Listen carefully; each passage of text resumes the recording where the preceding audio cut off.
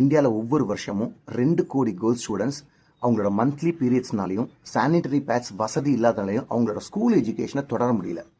Supreme கோர்ட்டில் என்ன சொல்லியிருக்காங்க அப்படின்னா, ஒவ்வொரு ஸ்கூல்லையும் ஃப்ரீயாக சானிட்டரி பேட்ஸ் கொடுக்கணும் அப்படிங்கிற ரூல் இருக்கு. உங்க பொண்ணு படிக்கிற ஸ்கூல்ல இந்த வசதி ஏற்படுத்தியாச்சாங்கிறத முதல்ல நீங்க அஸ் அ பேரண்டா நீங்க தெரிஞ்சுக்கணும். உங்க பொண்ணுக்கு எதிர்பாராத விதமா மந்த்லி பீரியட்ஸ் வந்துருச்சு, அவங்க கிட்டயும் சானிட்டரி பேட்ஸ் இல்லை, ஸ்கூல்லையும் கொடுக்கல அப்படின்னா எவ்வளோ ஒரு சங்கடமான நிலைமையில உங்க பொண்ணு இருப்பாங்க.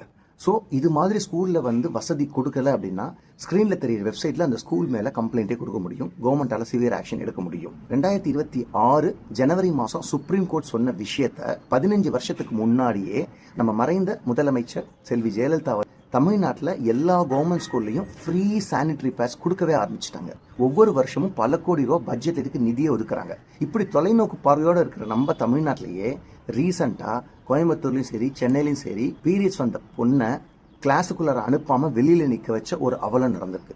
சுப்ரீம் கோர்ட்டில் என்ன சொல்லியிருக்காங்க, ஒரு ஸ்கூல் இதை ஃபாலோ பண்ணலன்னா என்ன மாதிரி கம்ப்ளைண்ட் பண்ணலாம், என்ன மாதிரி ஆக்ஷன் எடுப்பாங்க, ஸ்டேட் அண்ட் சென்ட்ரல் கவர்மெண்ட் எப்படி நிதி ஒதுக்குறாங்க, என்னென்ன பிரச்சனைகள் இது சம்மந்தமாக நடந்திருக்கு அப்படிங்கிற வீடியோவை நெக்ஸ்ட் பார்ட்டில் நான் சொல்கிறேன். மறக்காமல் ஃபாலோ பண்ணிக்கோங்க.